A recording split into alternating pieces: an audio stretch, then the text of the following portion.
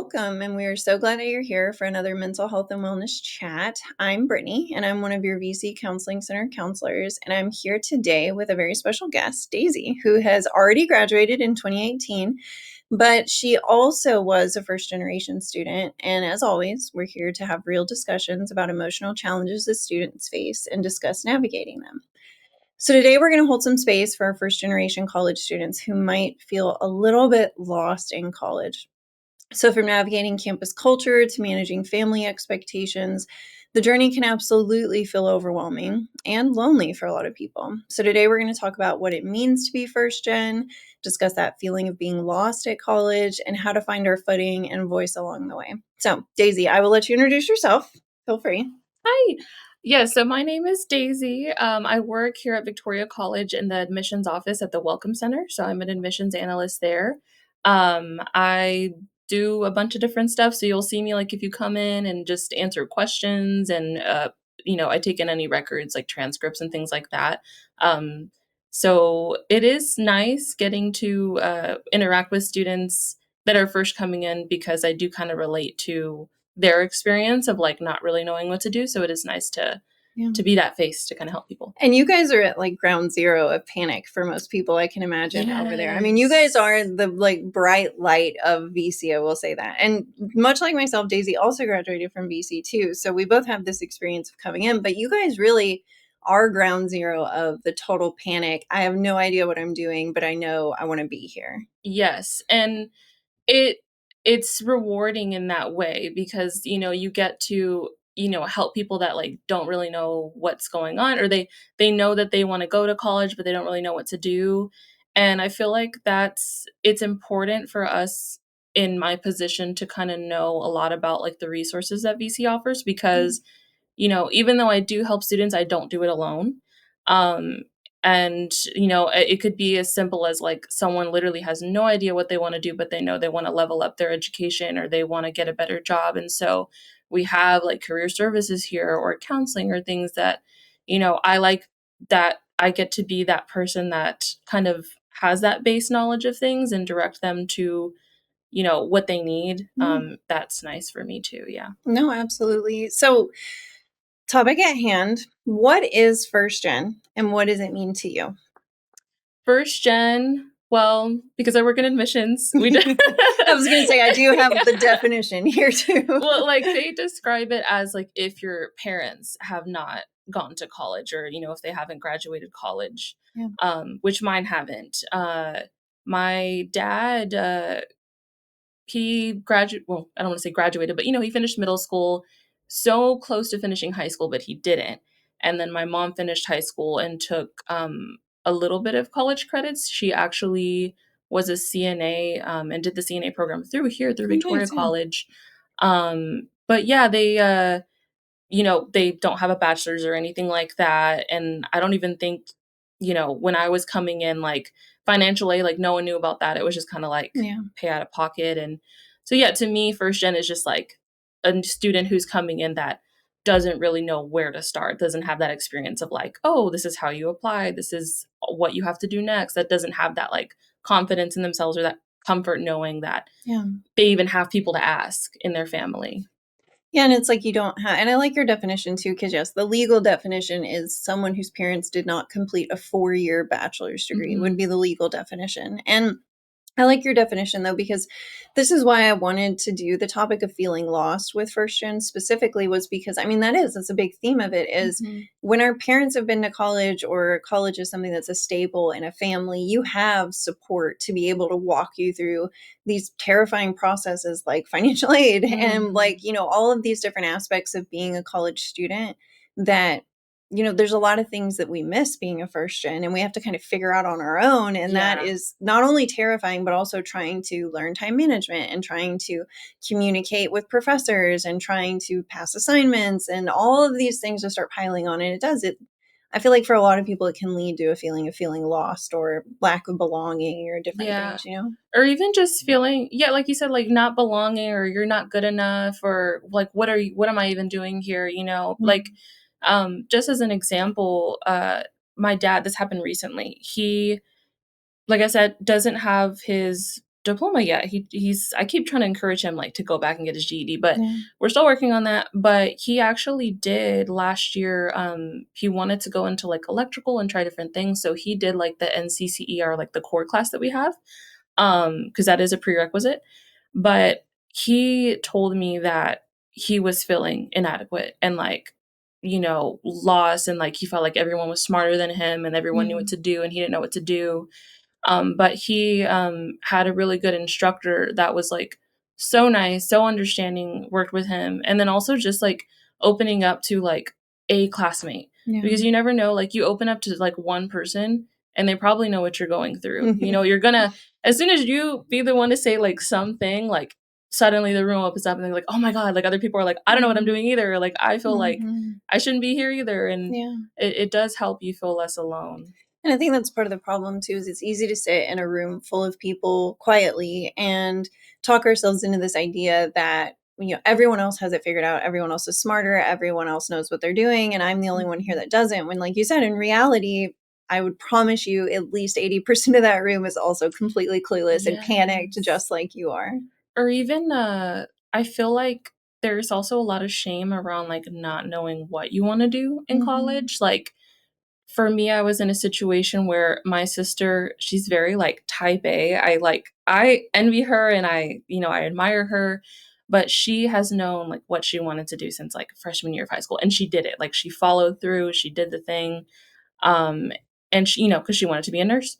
And for me, they start asking you like, "What do you wanna be when you grow up?" When you're in Mhm. like, if you're like me, they start asking me in middle school. Yes, middle school, yeah. It's crazy. And so you don't know, like, you don't know anything at that point. And so, but then you start to feel that panic set in because you're like, now you're a senior in high school, now you're Mhm. in college, and you're like, okay, I still don't know what I want to do.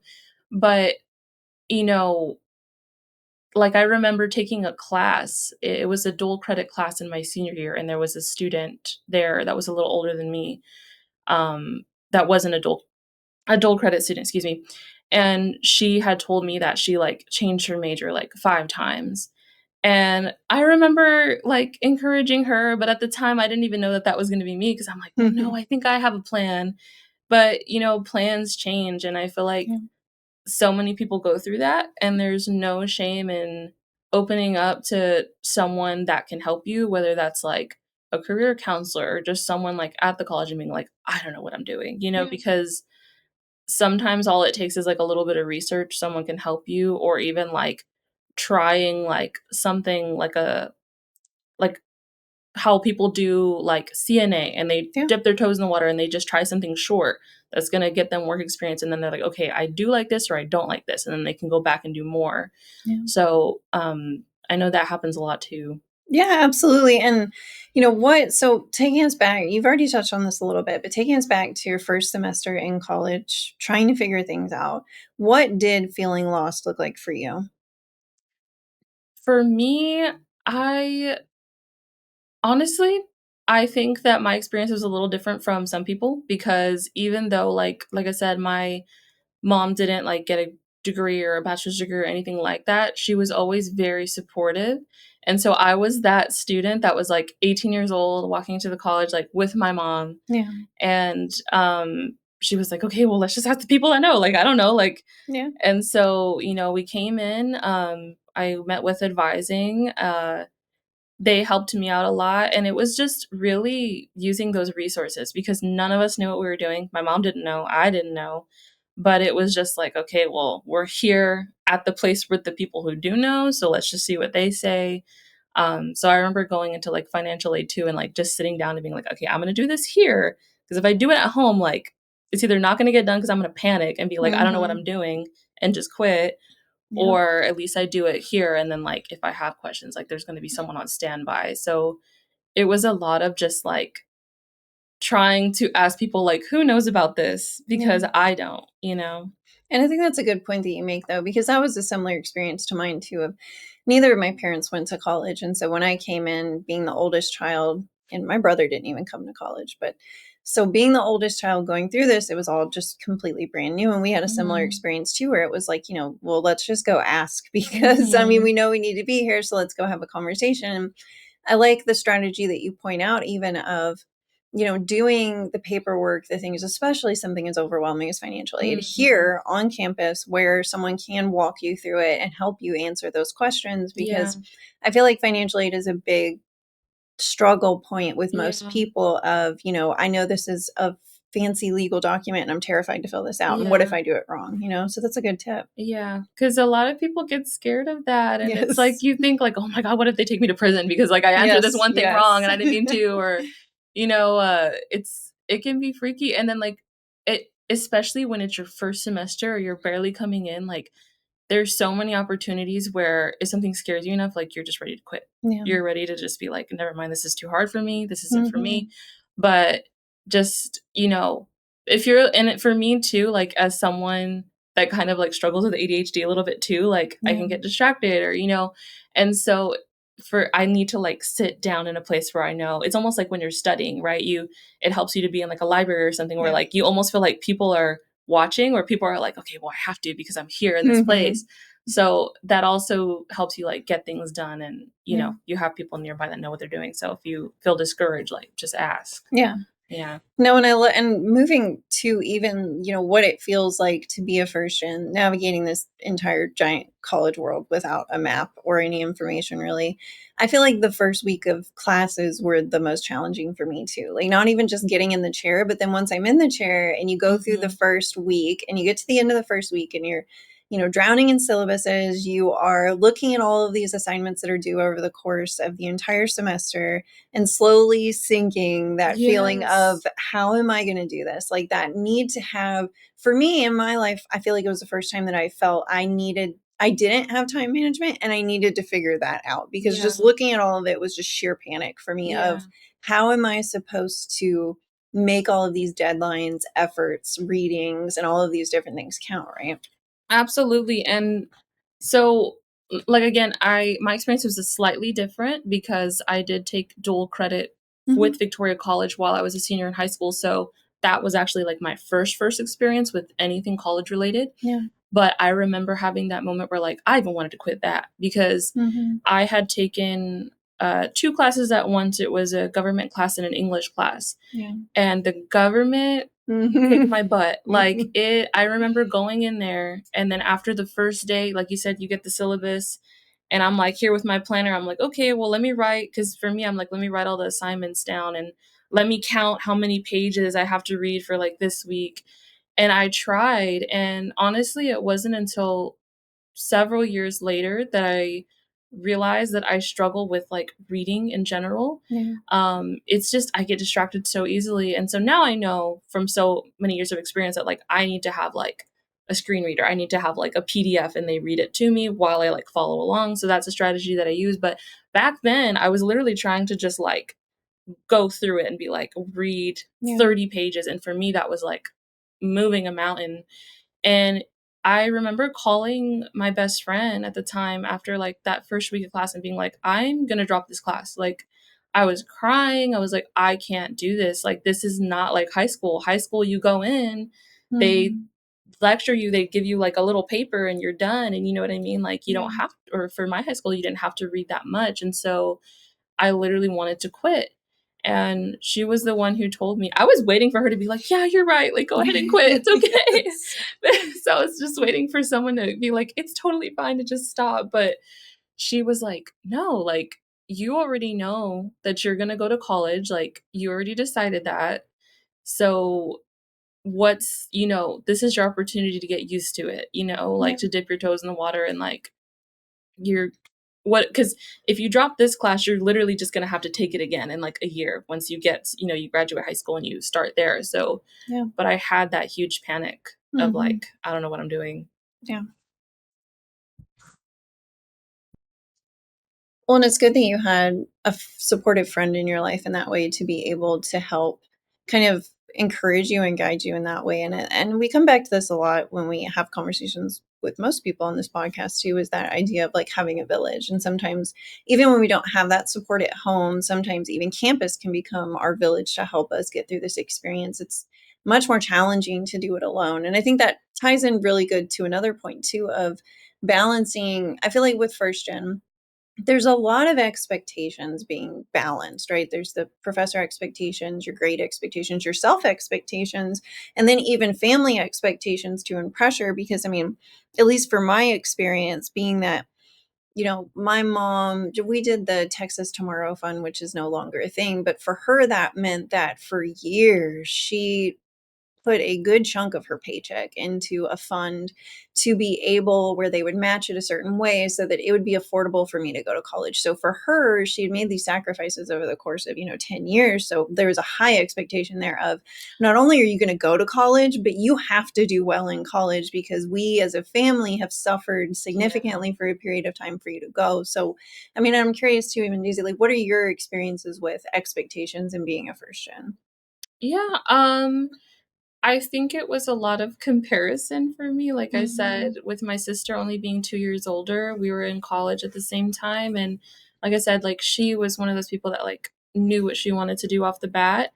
So there was a lot of pressure for me to be the same. Like, I tried Yeah. to fit myself into that box of, like, "Oh, yeah, like, I know exactly what I'm gonna do too," and, you know, um, I for me, I remember I think after my first semester or 2 at VC, I was, like, just decided, like, "Oh, I'm gonna be a PTA," because I had at first been like, "Oh, I'm just gonna be a nurse like my sister," and then I was like, "Never mind, I don't know if I can handle Yeah. blood," and then I, tried to ask other people, "What are you doing? Like, what should I do?" And, Mhm. so I had decided at one point I was gonna be a physical therapist assistant because we have, like, a really good program here. I had a cousin who was doing it at the same time, and I was like, "That would be good. I'll have this person that also is doing it."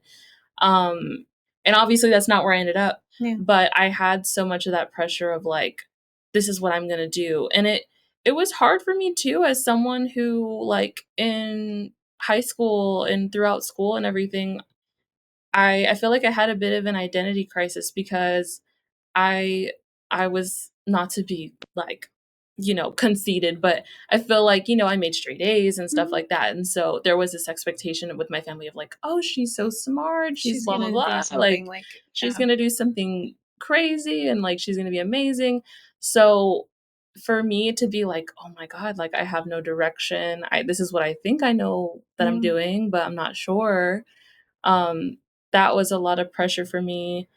And I feel like in terms of dealing with it, I don't know. I would talk to so I was in the Key Center as well, which was a big part of my journey, but I would go to, like, the counselor there a lot, because she did both career counseling and just, like, mental health counseling. yeah. So anytime I felt like I was struggling, I would talk to her and be like, "I don't know what I'm doing."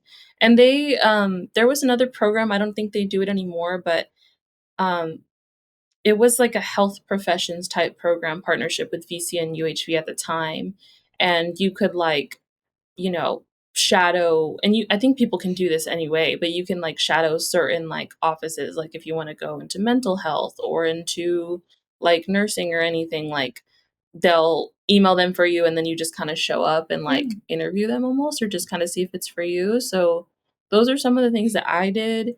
It's not exactly how I ended up where I am now, but Yeah. that's just how I managed it at the time. No, and that makes a lot of sense, and I mean, even speaking from my experience of how you manage something like that, I feel like it's such a hard question to answer because, I mean, it's years of trial and error Mhm. and things not working out and beating yourself up, and then, an event happening to make you say, like, okay, maybe it is okay to fail a class or an assignment and I'll still be okay at the end of Yes. it, or things like that. So I don't think it's something that we can answer simply in a podcast, unfortunately. But and I mean, there's a lot of that disappointment too. I don't want to disappoint XYZ. Like, what if I don't really belong here in this experience or at this college, which we've kind of touched on too, of that self doubt. And a lot of times Mhm. connecting with others can really help that self doubt too, or even listening to this podcast can help that self doubt for us to be able to recognize that we're definitely not alone and it's not just us.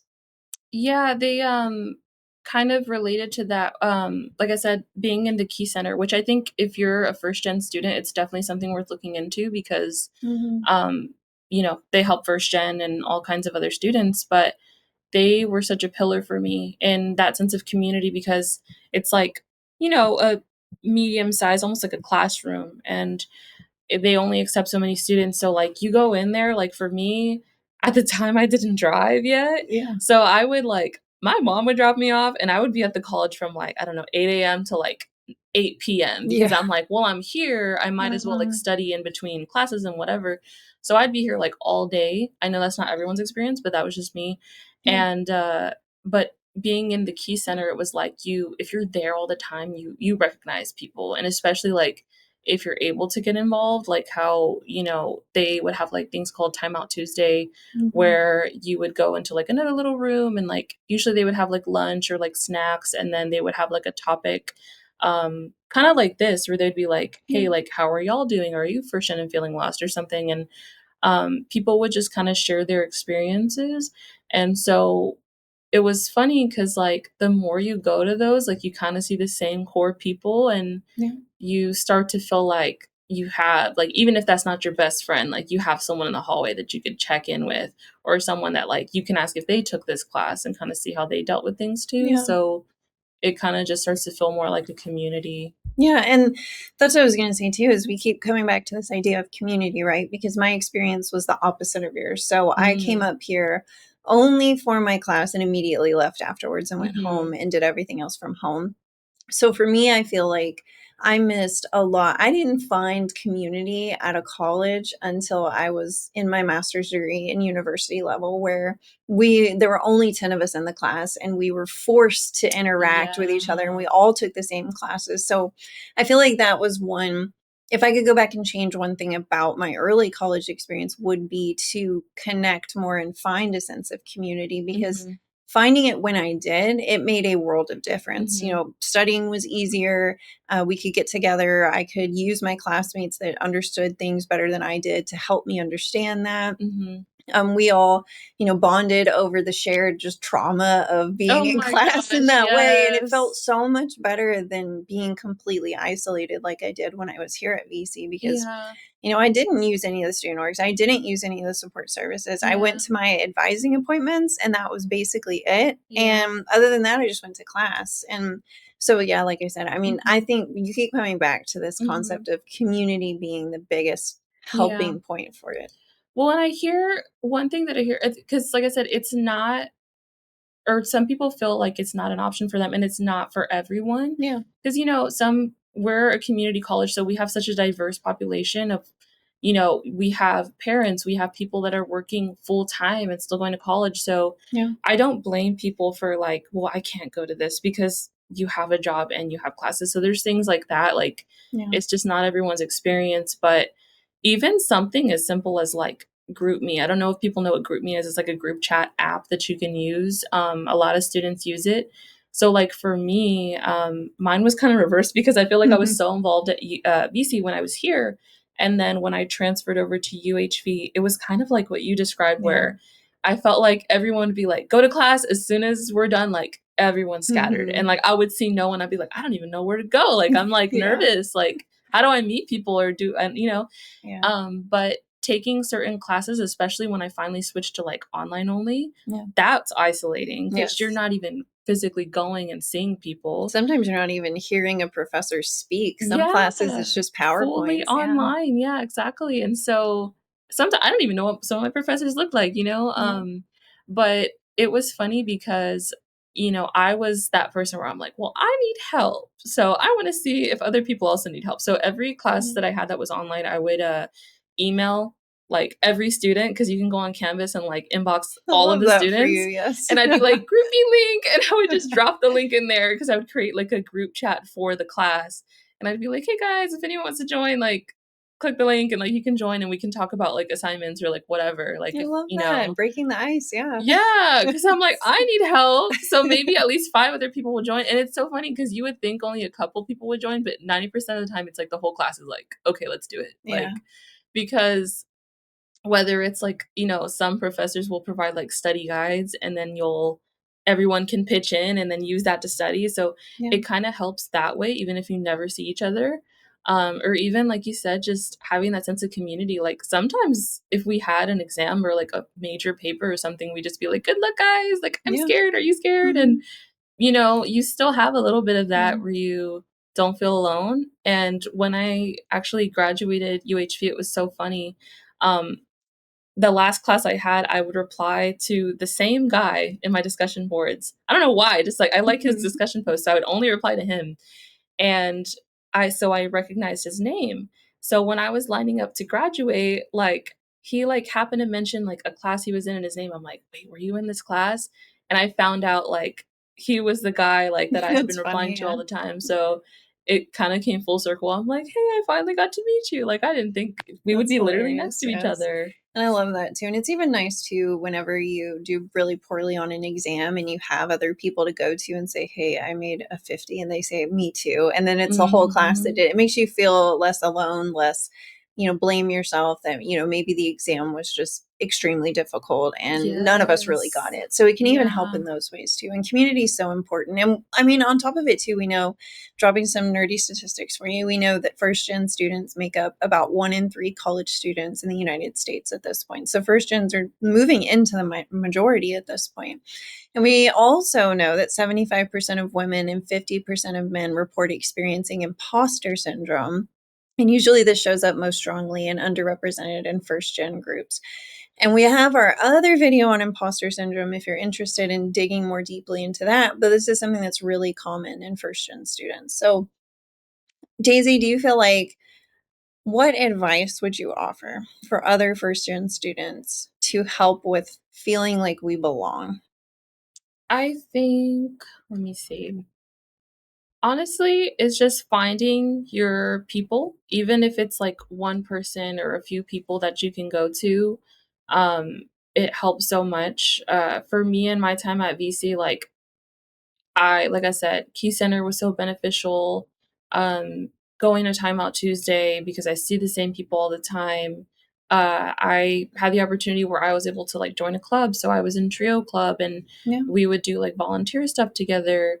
And so like you kind of had those people that even like I didn't even take classes with some of those people. Like I we were in completely different career paths and majors, but just kind of having people that also like related to the struggles um and then a couple of my friends too were taking classes, so it helps to have someone in your corner.